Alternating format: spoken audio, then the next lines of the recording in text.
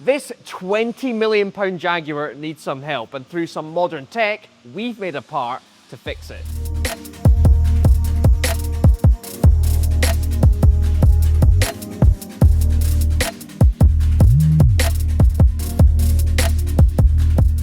What is this car then? Well, if you're a Jaguar nut, you'll know exactly what it is. If you don't, it's an XJ13, the car Jaguar built to take on the Ford GT40 at Le Mans.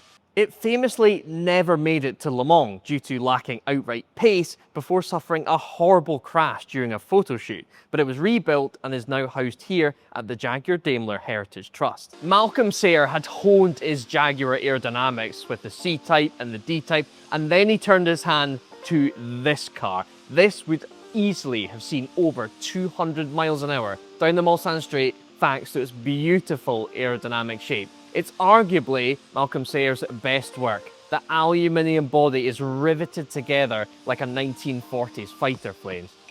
It wasn't just the sleek bodywork that would get this thing over 200 miles an hour. That thing would help too. That was a huge step up for Jaguar. Gone was the XK Straight 6. That is a quad-cam 5-litre V12, developing somewhere between 450 and 500 horsepower, maybe more. There were 7 of these quad-cam V12s made in period, but only 2 were spec'd up to full XJ13 power, and this engine is why we're here today. The Jaguar Daimler Heritage Trust, the people running this facility next to the British Motor Museum, have been looking to get the XJ13 running for some events in 2026. But there's been a few things that needed sorted, the big one being that the cam covers have been leaking. Now, sadly, rocker cover gaskets for an XJ13 don't exactly sit on a shelf in your local motor factors, so that is where the guys and girls at Swallows came in. The result of all the scanning and a bunch of work is, put that down gently, we have our fresh XJ13 rocker cover gaskets in cork. Now what's really interesting is if we match this up, this is an off-the-shelf XK Straight 6 rocker cover gasket. And up the top, you can line these up. They're exactly the same right up the top. But at the bottom, the XJ13 V12 gasket is a good 2 inches longer, so good job that we've scanned it and checked instead of just assuming it's essentially an XK6 head either side.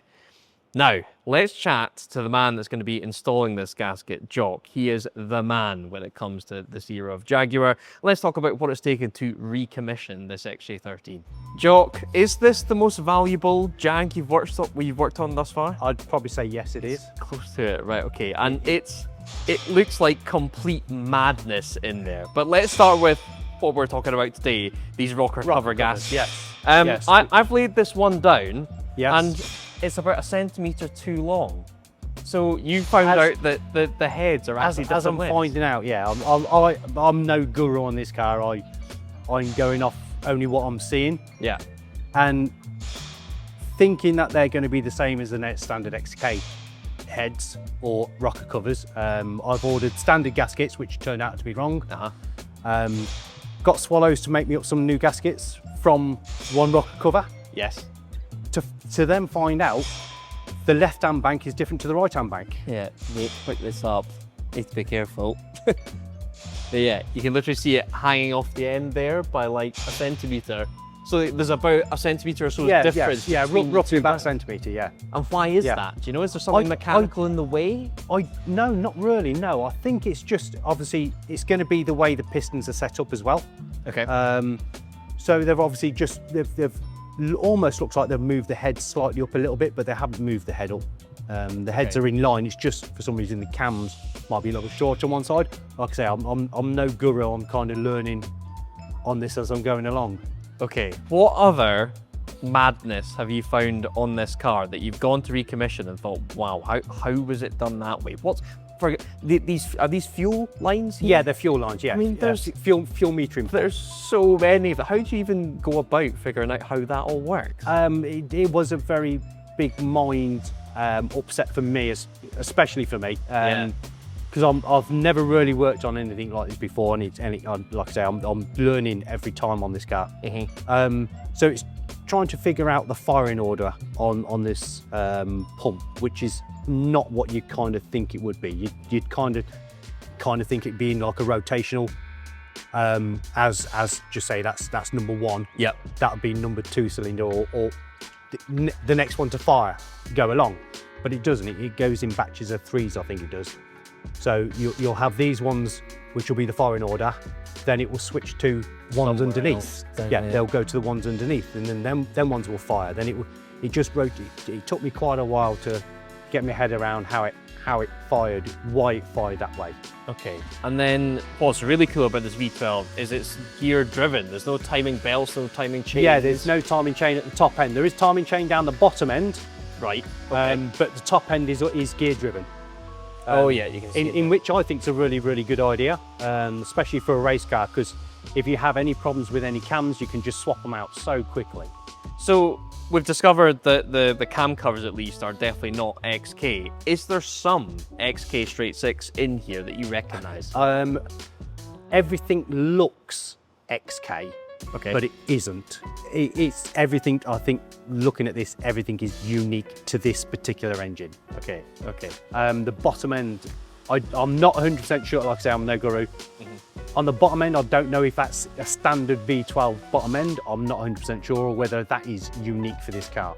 Okay. I'm sure you'll figure it out. I'll figure it out at some point. Yeah, definitely. But initially, when you look at it, it looks XK. Okay. Or definitely looks Jaguar V12. Everything looks like it's a standard factory sort of like looking car. So from the start of the recommission, what stuff have you found that's needed worked on this car? Oil pipes Okay. is one of my things. I know it had a problem many years ago and it was rectified with an oil pipe splitting. So I just wanted to go through in my own head to make sure, obviously it's going to be 60 years next year of this car. Yeah, and it's going to get a lot of use. So I just wanted to make sure everything was as good as it can be. Okay. Were there any surprises? I did find a few surprises. I found a few oil pipes which were starting to delaminate. Yeah. So I'm kind of happy I've done what I've done. Because then it just means the car's going to keep going for a bit longer. Amazing stuff. What I love about this, it says, I've doing my research for this video, they say, oh, it's bolted like straight to the monocoque. I mean, is that the water pump pulley? I mean, that's a couple of centimeters from where your backside's going to be, right there. Yeah, pretty much. It's right on. It'll be pretty much on your left arm. And you've got these coolant hoses going like through the cockpit. Yeah, to the front. and surprisingly, they're actually welded into part of the structure as well. Wow.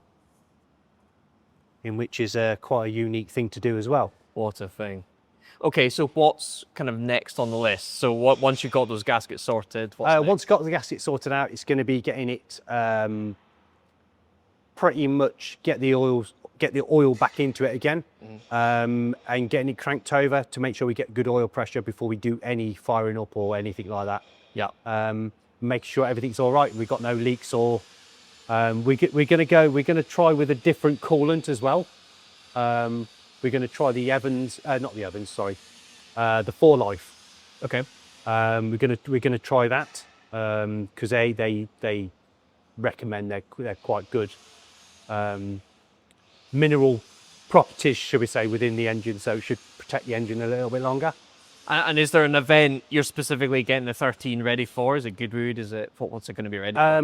I'd imagine it's going to be whatever. That side of it I don't know. Okay. It's going to be like I say, it's going to be 60 years of this car next year. Okay. So I'd imagine it's going to get requested quite a lot. So how much more work do you reckon? How many more weeks do you reckon needs to go into this car before it's a lot of it's been down to waiting for the gaskets. Right.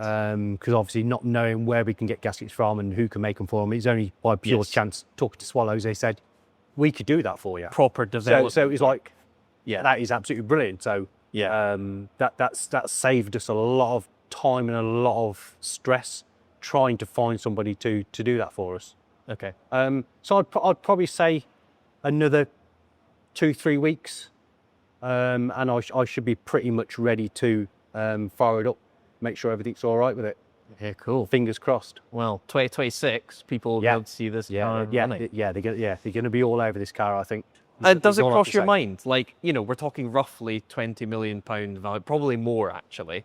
Yeah. Does that cross your mind, or is this? It's a very nice car, but at the end of the day, it's a car. At the end of the day, that's what it is. It's nuts and bolts. Yeah. You've obviously got to be aware of what you're working on, but you've also got to work on it. So if you damage something or break something, it's fixable. To a certain degree, it's fixable. Yeah. As I'm kind of going around and figuring out, and everything's fixable. Everything's fixable. During my research for this video, basically the consensus seems to be this thing, even if it had raced, it would have got obliterated by the GT40s, the Ferrari P4s, and then especially the Porsche 917 when that came along. But Jock, you seem to, you're fighting the case for the 30. I'm a Jag man all the way through, so the Jag would have annihilated them all, I reckon. The 7-litre V8 GT40. Yeah, I reckon so. I reckon so. This was a lot sleeker, a lot lower to the ground. Interesting. It was designed for that one particular job.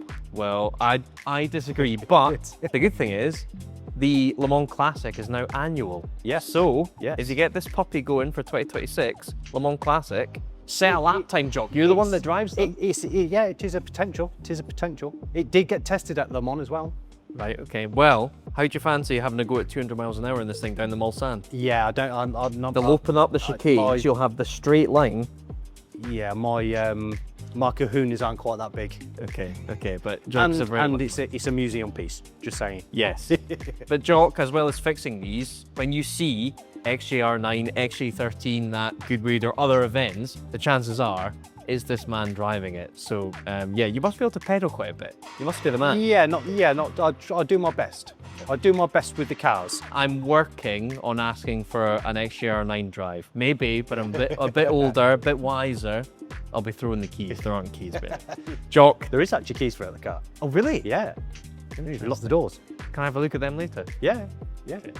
Well, Jock, Yeah. good luck with Yes. the recommission. No, thank you. Yeah. And yeah, we'll see this car in 2026. Yes, 100%. Yes, definitely. Hopefully, sometime down the line, we can fire up the XJ13 and do something a bit more dynamic with it. I imagine this is a beautiful car to drive. And thanks to those Swallows-made gaskets, we're that bit closer to this car running once again.